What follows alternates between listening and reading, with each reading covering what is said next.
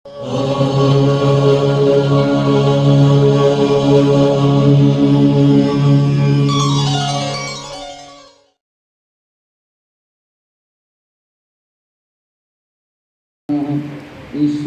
गुरुरात्मेति मूर्तिभेद विभागिने व्योमवद्व्यक्तदेहाय दक्षिणामूर्तये नमः। सदाशिवसमारम्भ्य शङ्कराचार्यमध्यमम् अस्मदाचार्यपर्यन्तं वन्दे गुरुपरम्पराम्। बोलो श्री श्री गुरु महाराज जी की, बोलो श्री श्री गुरु महाराज जी की, बोलो श्री श्री गुरु महाराज जी की। आज के आमादेर गुरु पूर्णिमा उत्सव যারা বসতে পারছে না সামনে একটু জায়গা আছে সে বসতে পারে। আমাদের সনাতন ধর্মের চারটি স্তম্ভের উপর আমাদের এই সনাতন ধর্ম দাঁড়িয়ে আছে, বিচারের উপর। এই বিচারের মধ্যে একটি হচ্ছে, যেমন একটা বাড়ি দাঁড়াতে গেলে চারটে পিলার লাগেই লাগে, সেরকম আমাদের সনাতন ধর্মটা ওই চারটে পিলারের উপর দাঁড়িয়ে আছে। চারটে জিনিস আমাদের এই সনাতন ধর্মের বিচারের মধ্যে আছে। একটি হচ্ছে আচার্যবাদ।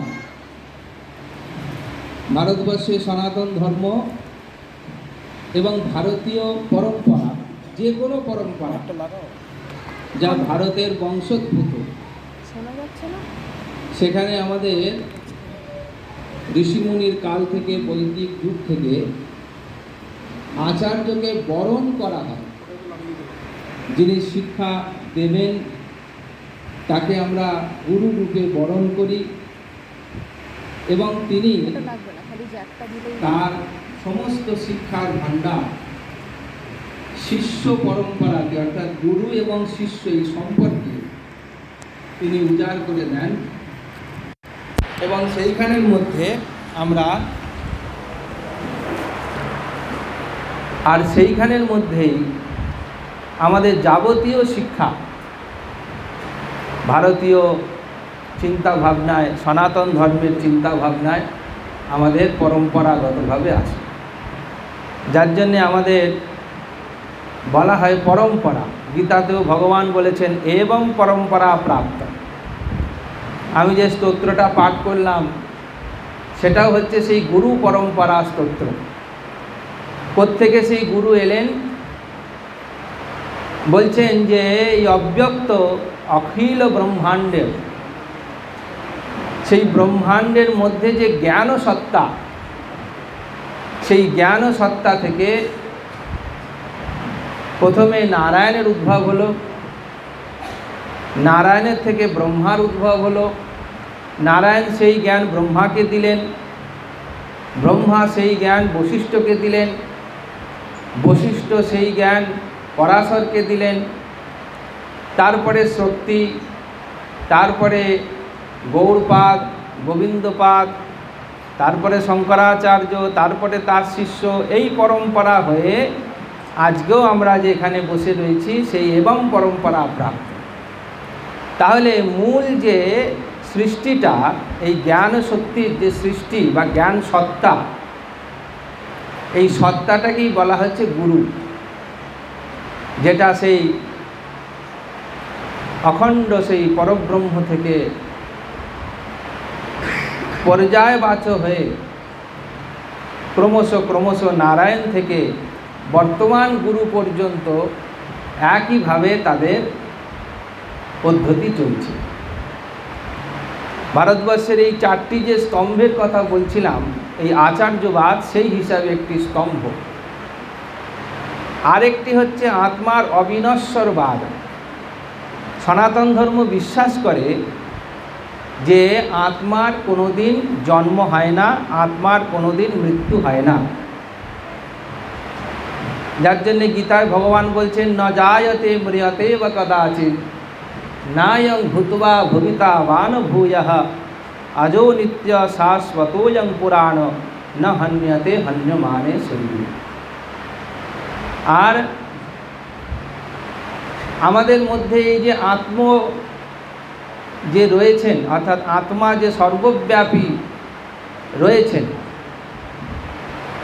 যেমন যদি বরফকে জিজ্ঞাসা করা হয় যে বরফ তোমার মধ্যে জল কোথায়, বরফ কি উত্তর দেবে?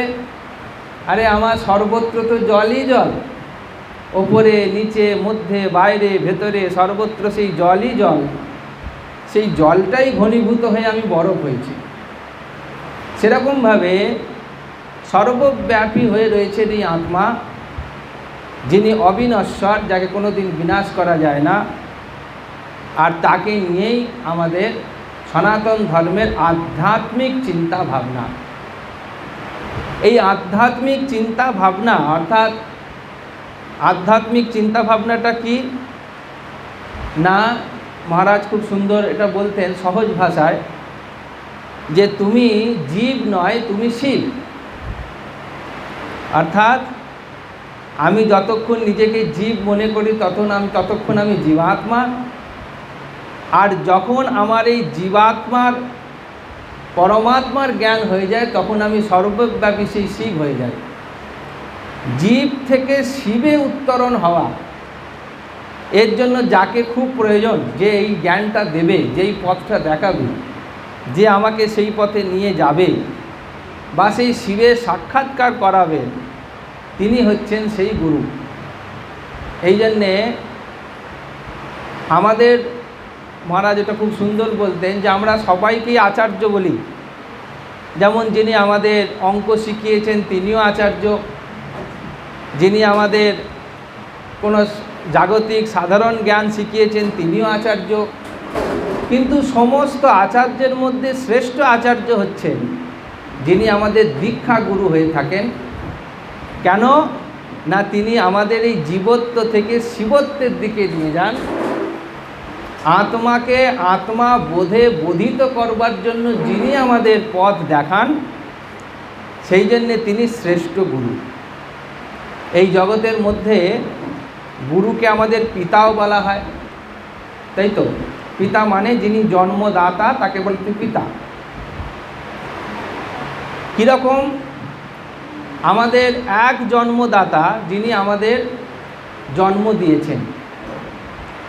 কিভাবে আমাদের জন্ম হয় না, মাতৃগর্ভে আমাদের জন্ম হয়। এই জগতে সৃষ্টির যাবতীয় যা ক্রম আছে সবার মধ্যে একই নীতি, যে সকলকেই মাতৃশক্তি আর পিতৃশক্তির উভয় মিলিত শক্তির ফলেই জন্ম হয়। এই জন্মটা হবার জন্য পিতৃবীজ প্রয়োজন হয়। এই পিতৃবীজটা এলো থেকে পিতার থেকে। আমার যে পিতা, সেই পিতার যিনি পিতা, তার থেকে পিতা পেয়েছেন, তার পিতা তার পিতার থেকে পেয়েছেন, তার পিতা তার পিতার থেকে পেয়েছেন। এইভাবে যদি আমরা আরও এগিয়ে যাই, সেই এগোতে গিয়ে দেখব ভগবান গীতাতেই বলছেন অহম বীজপ্রদ পিতা, আমি সেই বীজপ্রদ পিতা। তাহলে শরীর যেরকম, ধরুন একটা গাছে একটা আম হয়েছে, সেই আমটা আঁটিটা মাটিতে পড়ে আবার একটা নতুন গাছের জন্ম হলো। আর পুরনো আম গাছটা অনেক বয়োবৃদ্ধ হয়ে গিয়ে সেই গাছটা মারা গেল, কিন্তু এই গাছটা এখনও জীবিত রয়েছে। সেই গাছ থেকে আবার ফল হবে, তার আবার একটা বীজ হবে, সেখান থেকে আবার একটা গাছ হবে। যত পুরনো হয়ে যায় গাছটা নষ্ট হয়ে যায়, কিন্তু বীজটা কিন্তু ক্রমশ প্রবাহিত হতে থাকে। এই যে প্রবাহ হচ্ছে বীজটা, এটাকে বলা হয় সংসার প্রবাহ। এই সংসারের যে প্রবাহ হচ্ছে, এর জন্য আমাদের একজন পিতার প্রয়োজন হয়। তাই সংসারকে প্রবাহ করবার জন্য যিনি যে শক্তি আমাদের কাজ করে তার নাম হচ্ছে পিতৃশক্তি, এবং সেও সেই বীজ থেকেই আমাদের জন্ম। প্রত্যেকটা যার জন্ম হয় তার কোনো না কোনো একটা জন্মের কারণ হিসাবে একটা বীজ প্রয়োজন হয়। আমরা তাকে কি বলি? বীজ। তাহলে বীজ থেকে শরীরের জন্ম হয়, শরীরের বৃদ্ধি হয়। তেমনভাবে গুরুকেও আমরা পিতা বলি। গুরু যখন আমাদের দীক্ষা দেন, সেই দীক্ষার সময় গুরুদেব কি বলেন, একটা মন্ত্র দেন। সেই মন্ত্রটাকে কি মন্ত্র বলে? বীজ মন্ত্র বলে। তাহলে একটা বীজের প্রকাশ হয় যাকে বলছে ব্যক্ত, আর একটা বীজ যেটা গুরুদেব দেন শিষ্যকে, সেটা হচ্ছে অব্যক্ত, তাকে দেখতে পাওয়া যায় না। গুরুদেব বলেন কি, এই বীজ মন্ত্র যত তুমি জপ করবে তত তুমি আধ্যাত্মিক জগতে প্রবেশ করবে এবং আধ্যাত্মিক উপলব্ধি লাভ করবে। তাহলে আধ্যাত্মিক জগতে বা উপলব্ধি করতে গেলে বা একদম যদি এই বীজের জপের পরিণাম যদি একদম শেষ ধরি, কি শেষ না, আমাদের মুক্তি লাভ হওয়া। দীক্ষার সময় সংকল্প করা হয় ধর্ম অর্থ কাম মোক্ষ চতুর্বর্গ সিদ্ধি কাম ইষ্ট মন্ত্র গ্রহণ কর্মাহম করিষ্যে, এরমভাবে একটা সংকল্প করতে হয়। তার এই বীজের শেষ কথা হচ্ছে আমার মুক্তি প্রাপ্ত হওয়া। এই মুক্তির জন্য দেখুন, একটা বীজ যেরকম জন্মের প্রবাহ, আর গুরুদেব যে বীজটা দেন সেই বীজ থেকে আমাদের জন্মের নিবৃত্তি হয়। একটা জন্মের প্রবৃত্তি মার্গ, আর গুরুদেব যে বীজটা দিলেন সেটা হচ্ছে আমাদের জন্ম জন্মান্তরের থেকে নিবৃত্তি মার্গ। মুক্তি কিসে হয়? মুক্তি কাকে বলে? মুক্তি হচ্ছে আমাকে আর জন্মাতে হবে না, তার নাম হচ্ছে মুক্তি। আমরা সংসার থেকে পালিয়ে গিয়ে ভাবি বোধহয় মুক্ত হয়ে যাব, হই না। খিদে তো পাবেই রে বাবা, তাই তো? সেরকমভাবে আমাদের মুক্তি কিসে হয় না, আমাদের মুক্তি হয় আমাদের আর যাতে পুনর্জন্ম না হলে, তখন তাকে বলা হয় মুক্তি। পুনর্জন্ম কি করে হবে না? খুব সহজ ভাষায় বলতে গেলে, বাসনার ক্ষয় হলে তবেই পুনর্জন্ম হবে না। আরও সোজা কথা বলতে গেলে, আমি জন্মাতে চাই বলে আমি জন্মাই, আমি জন্মাতে না চাইলে আমি আর জন্মাবো না। আমরা অনেক সময় খুব বয়স হয়ে গেলে বাড়ির খুব প্রিয়জনকে বলি, এবার মরলে তোর মেয়ে হয়ে আসবো, এবার মরলে তোর ছেলে হয়ে আসবো, তাই তো? আবার কেউ বলে যে আমি এবার মরলে তোর মা হয়ে আসবো। অনেকে আমরা আশার গল্প খুব শোনাই। এই আশাটাই হচ্ছে আমাদের পাশ বলা হয়েছে। পাশ মানে দড়ি। এই আশারূপ একটা অদৃশ্য দড়ি দিয়ে আমরা নিজেদের বেঁধে রেখেছি, নিজেই নিজেকে বেঁধে রেখেছি, কেউ আমাদের বাঁধেনি। আমরা অনেক যুক্তি দেখাই, আমাদের সংসারের এই দায়িত্ব আছে, এটা না করে কি করে করব, ওটা না করে কি করব। দায়িত্ব আমাকে নিতেও বলেনি, দায়িত্ব আমি নিজেই নিয়েছি। কেন নিয়েছি না, আমাকে সবাই ভালো বলবে, আমাকে সবাই প্রশংসা করবে, এই জন্যে আমি এই দায়িত্বটা নিজের কাঁধে নিজে তুলে নিয়েছি। এই দায়িত্ব কি বলা হচ্ছে? আশা পাশ। অর্থাৎ এই পাশ বন্ধনে আমরা নিজেরা নিজেদের আবদ্ধ করে রেখেছি। এই পাশের মধ্যে যতকাল আমাদের, যত জন্ম পর্যন্ত আমাদের আশা থাকবে, আমাদের আসতেই হবে। পুনরপি জননম পুনরপি মরণম পুনরপি জননী জঠরে শয়নম। আর আবার সেই শোক, আবার সেই দুঃখ, আবার সেই কারো ছেলে হওয়া, মেয়ে হওয়া, স্বামী হওয়া, স্ত্রী হওয়া, পুত্র হওয়া, নানা রকম অভিনয়ে আমাদের জীবন কাটাতে হবে। একজন ব্যক্তিকে যদি জিজ্ঞেস করা হয় তুমি জীবনে অভিনয় করেছো, বলবে না না আমি ওসব করিনি।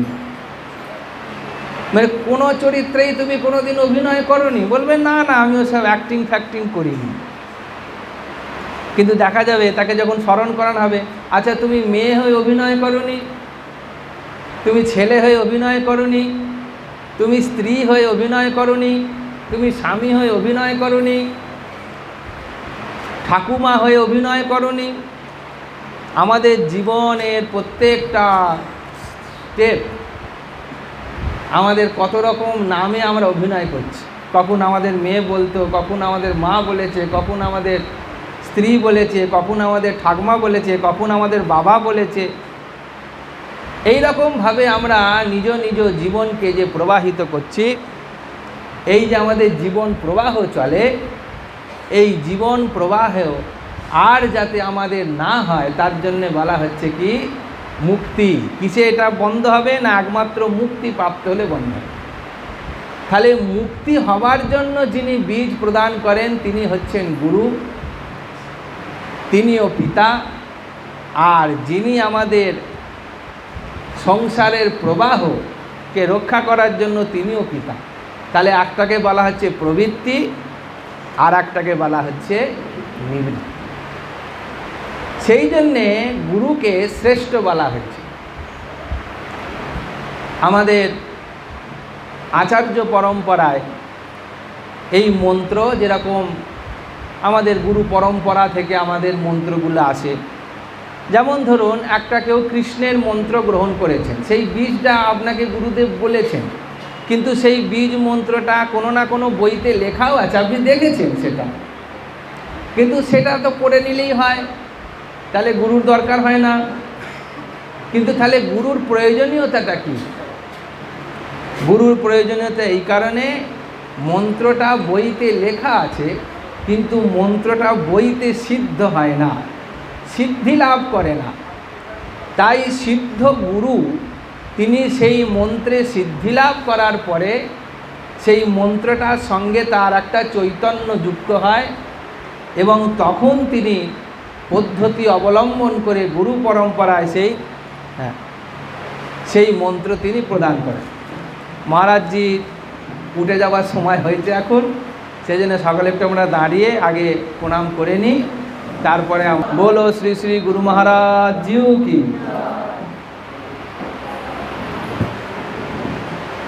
প্রয়োজনীয়তা রয়েছে। আর গুরুকে কিভাবে দর্শন করতে বলেছেন? বলছেন নমস্তে গুরবে তস্মৈ ইষ্টদেব স্বরূপিণে। গুরুদেব সাধারণ একটা রক্তে মাংসে গড়া শরীর শুদ্ধ নন, সাক্ষাৎ যে ইষ্টমন্ত্র প্রাপ্ত হয় আমাদের, যেমন কারুর কৃষ্ণ মন্ত্র, কারুর কালী মন্ত্র, যে যে মন্ত্রে দেবতার উপাসনা করেন গুরুকে সেইভাবেই সেইখানেই বিলীন হতে হয়, সেখানে বিলীন চিন্তা করতে হয়। আমাদের যে গুরুর জপ করবার আগে একটা গুরু বীজ মন্ত্র জপ করতে বলা হয়। সেই বীজ মন্ত্রটা জপ করে কেন? আগে গুরু বীজ মন্ত্র জপ করতে হয়, তারপরে গুরুদেবের দেওয়া যে ইষ্ট মন্ত্র সেইটা জপ করতে হয়। গুরু শক্তিকে না জাগালে ইষ্ট মন্ত্র সিদ্ধ হয় না।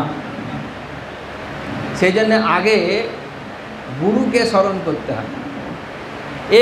এই পরম্পরা আমাদের খুব প্রাচীন পরম্পরা। বেদে যত মন্ত্র লেখা আছে সমস্ত মন্ত্রের আগে ওই মন্ত্রটার সম্পর্কে একটা ডেসক্রিপশান দেওয়া হয়। যেমন এই মন্ত্রটার কোন ঋষি এই মন্ত্রের দ্রষ্টা, কে এই মন্ত্রকে দর্শন করেছে বা এই প্রথম এই মন্ত্রকে জানতে পেরেছে, তার নাম ওই মন্ত্র বলবার আগে বলতে হয়। তিনি কি ছন্দে এই মন্ত্রটা বলেছেন সেইটা বলতে হয়। কোন দেবতার উপাসনা করবার জন্য এই মন্ত্রটা তিনি আবিষ্কার করেছেন সেটাও তারপরে বলতে হয়। তার মানে দেবতা বলবার আগে, মন্ত্রের ছন্দ বলবার আগে প্রথমেই যিনি এই মন্ত্র দ্রষ্টা তার নাম আগে করতে হয়। সেই জন্যে সমস্ত কিছুর প্রথমে গুরুকে স্মরণ করাই হচ্ছে আমাদের প্রথম কাজ। সনাতন ধর্মের যত শাখা হোক, যত পরম্পরা হোক, রুচিনাং বৈচিত্রাৎ ঋজু কুটিল নানা পথজুষাম, নানান ধরনের শাখা প্রশাখায় বিভক্ত হয়েছে ভারতের এই উপাসনার ধারা, কিন্তু সব ধারার মূল কথা সেই আচার্যদেবকে স্মরণ করতেই হবে। আর এই আচার্য বা গুরু তাকে স্মরণ করলেই তিনি তখন সেই মন্ত্রের অধিষ্ঠাতা হয়ে যান এবং হয়ে গিয়ে সেই মন্ত্রটা আমাদের ভেতরে চৈতন্যযুক্ত হয়ে কুণ্ডলিনী শক্তির জাগরণের মাধ্যমে মন্ত্র সিদ্ধি লাভ করে। এই হচ্ছে আমাদের ইষ্ট মন্ত্র জপের প্রণালী। ওই জন্যে বলা হচ্ছে নমস্তে গুরবে তস্মৈ ইষ্টদেব স্বরূপিণী। আর গুরুর প্রতি গুরুকে যদি সন্তুষ্ট না করা হয় তাহলে পরে ইষ্ট পর্যন্ত প্রীত হয় না। একজন আমাদের আওয়াজ আসছে না, আমাদের একটা গল্প বলি এই বিষয়ে। একজন খুবই বোকাশোকা লোক, কিন্তু তার খুব ভক্তি আছে। সে এক জায়গায় দেখলো খুব দলে দলে লোক দীক্ষা নিচ্ছে, সে সেখানে গেছে, গিয়ে সেখানে সে দীক্ষা নিয়েছেন, গুরু করেছেন। গুরুদেব বলেছেন তোমাকে কি মন্ত্র নেবে? বলে আমি কালী মন্ত্র ভালোবাসি, আমাকে কালী মন্ত্র দিই। বলে ঠিক আছে, তোমায় আমি কালী মন্ত্র দিচ্ছি।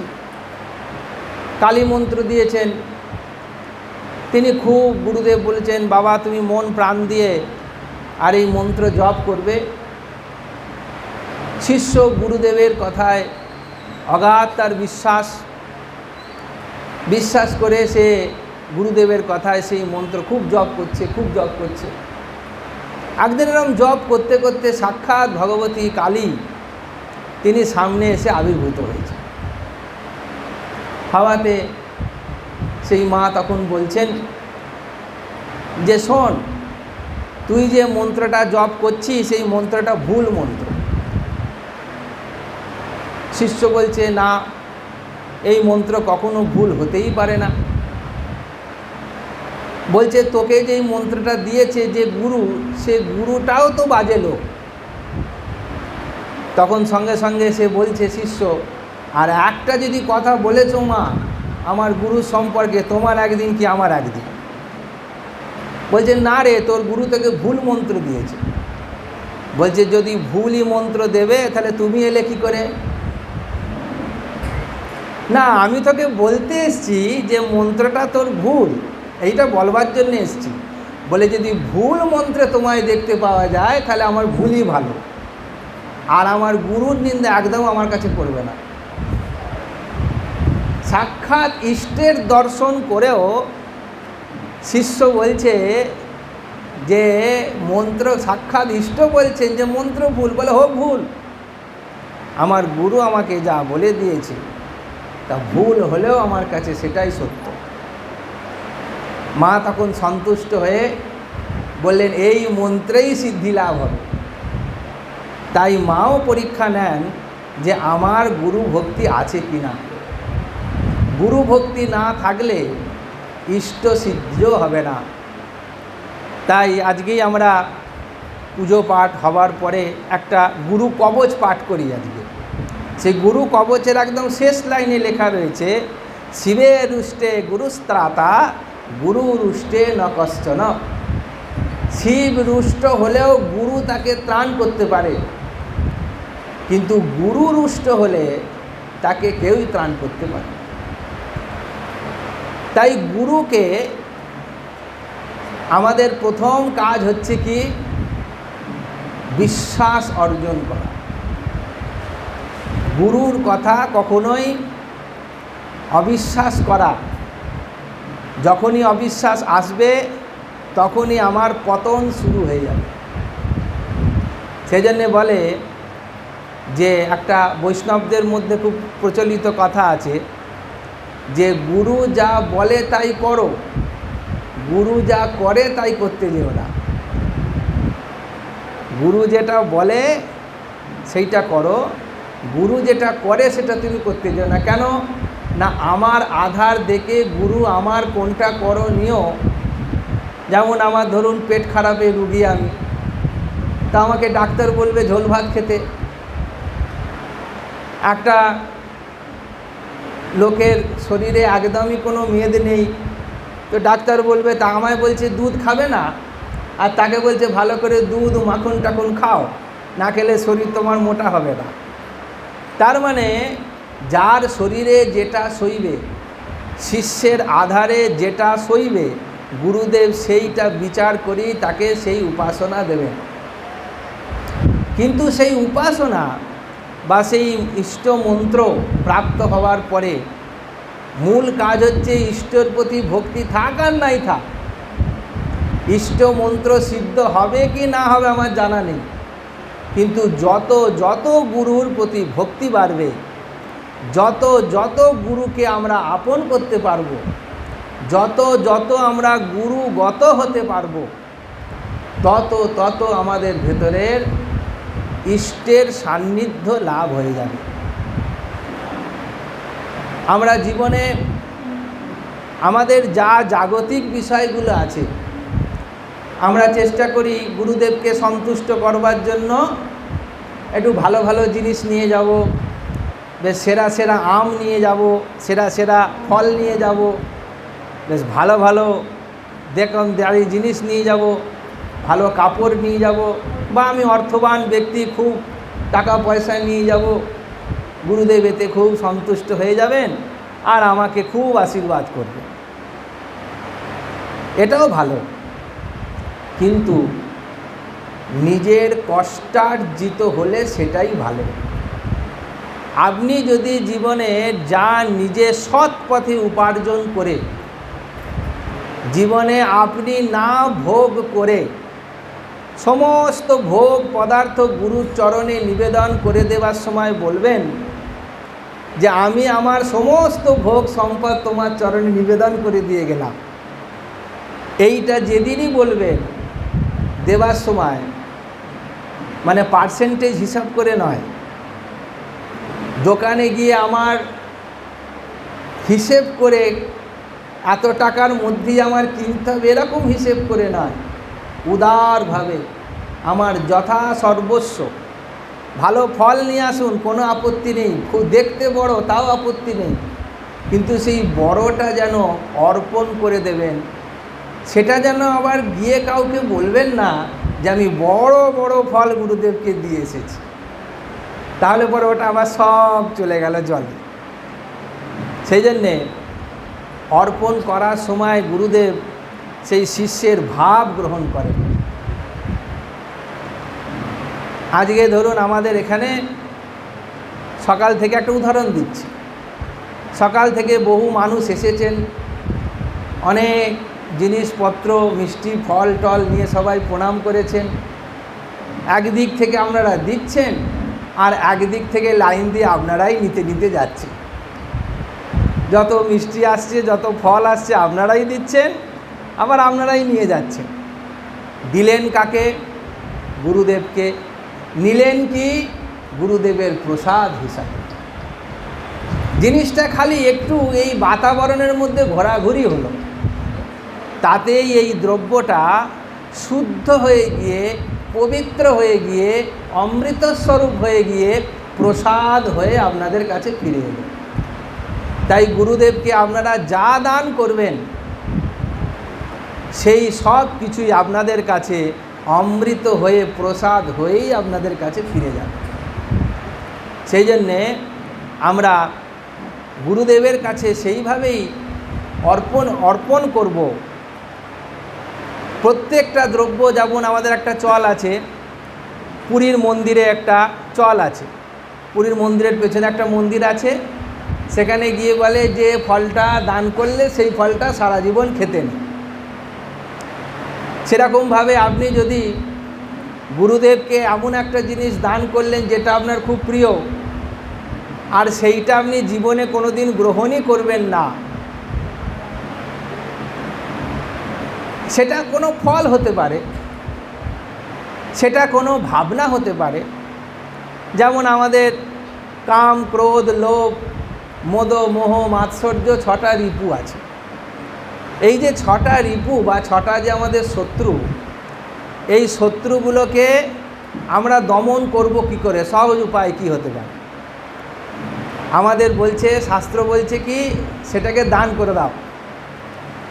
যেমন আমি একটা চিন্তা করলাম আমি ক্রোধকে দান করে দেবো, তাই ক্রোধ যখন দান হয়ে গেল তখন আর কোনো দিন ক্রোধ করবার আগে 10 বার ভাববো। আমি লোভকে যদি দান করে দিই তার লোভ করবার আগে 10 বার ভাববো যে আমি তো দান করে দিই, যে সেটা তো আর গ্রহণ করতে পারবো না। সেরকমভাবে আমরা দক্ষিণাস্বরূপ গুরুদেবকে, আর গুরুদেব কি না, গুরুদেব হচ্ছেন সাক্ষাৎ শিব। শিব কি জানি, শিব কীরকম জিনিস, শিব কি বস্তু না, যাকে সব কিছু অর্পণ করে দিলেও সব কিছু অর্পণ করে দেওয়া যায়, তার নাম শিব। আর শিব শব্দের অর্থ হচ্ছে কল্যাণ। শিব মঙ্গলস্যা, শিব শব্দের অর্থ হচ্ছে মঙ্গল হওয়া। তাই আমার কাছে যেটা ফিরে আসবে সেটা আমার মঙ্গল স্বরূপ আমার কাছে ফিরে আসবে। সেই জন্যে আমাদের যখন আশীর্বাদ করেন গুরু, তোমার মঙ্গল হোক, তা আমার কিসে মঙ্গল হবে? আমি ভাববো বোধহয় আমার অভাব চলছে, একটু টাকা পয়সা পেয়ে গেলে আমার মঙ্গল হবে। আমাদের একটা না একটা অভাব নিয়ে তো আমরা ঘুরে বেড়াই। এখনকার একটা অভাব, 1 বছর পরে এটা মিটে গিয়ে আর একটা অভাব, আর 1 বছর পরে সেটা মিটে গিয়ে আর একটা অভাব। একটা না একটা অভাব আমাদের প্রত্যেকের জীবনে রোজ নামতার মতন ঘোরাঘুরি আমাদের সঙ্গে করতেই থাকে।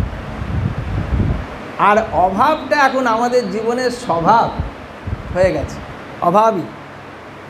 আমাদের কারুর মুখে সেই হাসি নেই যে হাসিটা আমাদের, সেই আমার জীবনে কোনো অভাব নেই এই হাসি আমাদের মুখে আসে না। আমাদের হাসি আছে, কান্না আছে, কিন্তু একটা না একটা অভাব আছে।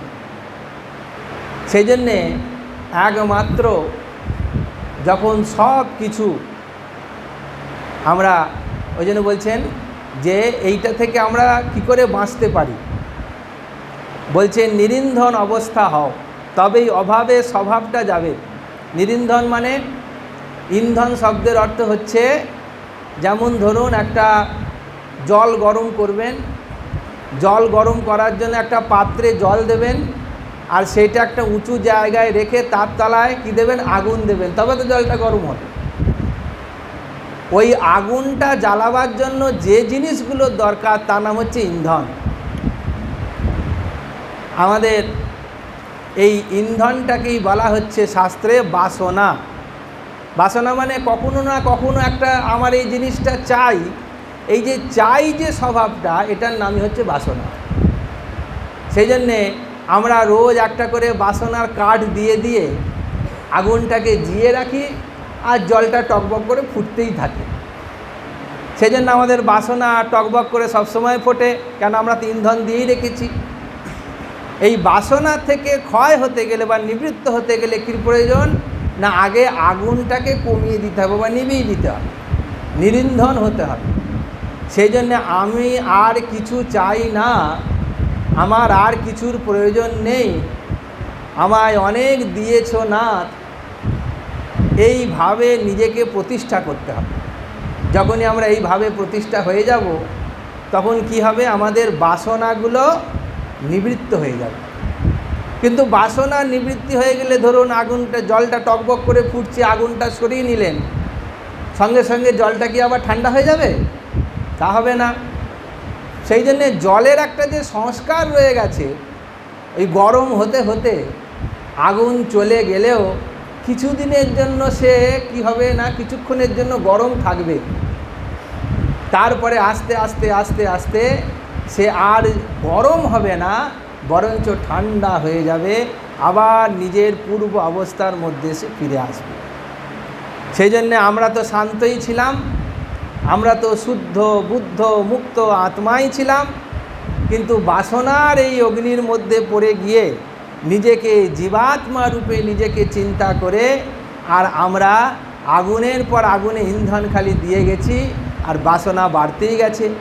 সেই জন্য বাসনা নিবৃত্ত হয়ে গেলে আমাদের কি হবে, বাসনার ক্ষয় হয়ে গেলে কিছুদিনের জন্য আমাদের সেইগুলো পীড়া দেবে, কেন আগুনটা তো অনেক দিন চলেছে, জলটা কিছুটা গরম আছে, কিন্তু বুক ভরা আশা তখন আমাদের ভেতরে থাকবে যে আমাদের আর কোনো দিনই এই আগুনটার দ্বারা, যেটা আগুন বন্ধ হয়ে গেছে, অতএব জল আমার ঠান্ডা একদিন না একদিন হবেই, এইটাই আমাদের ভেতরে অপার একটা শান্তি থাকবে।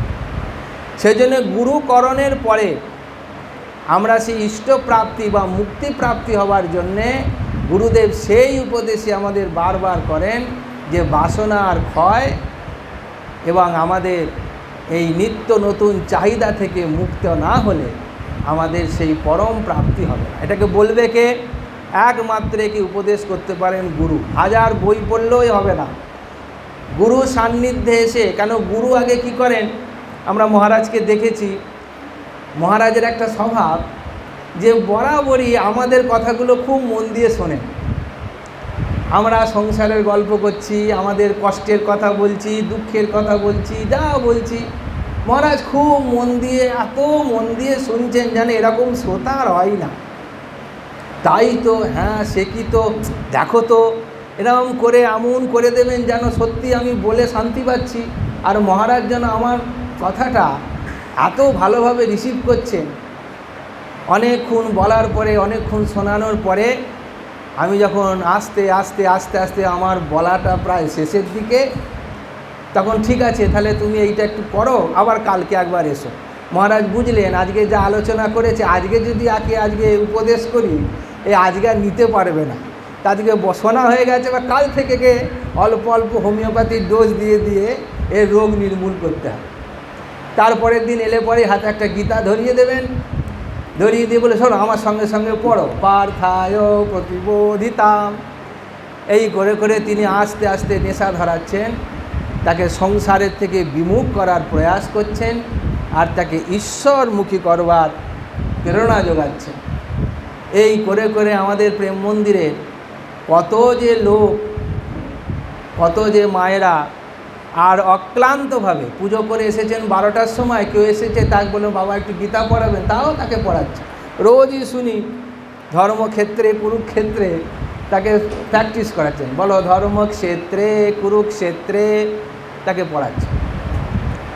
গুরু সবসময় সেই একটা উদার চিন্তা নিয়ে শিষ্যের কল্যাণের জন্য, মঙ্গলের জন্য সদা সর্বদা চিন্তা।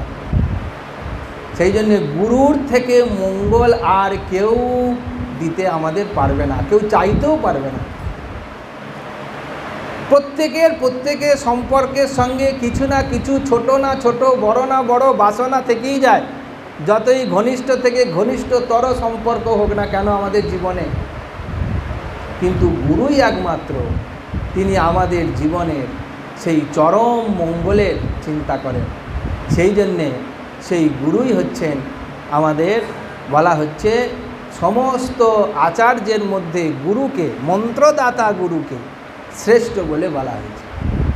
সেই জন্যে আজকে গুরু পূর্ণিমার পুণ্যতিথি আমরা একটু আমাদের আলোচনা করলাম।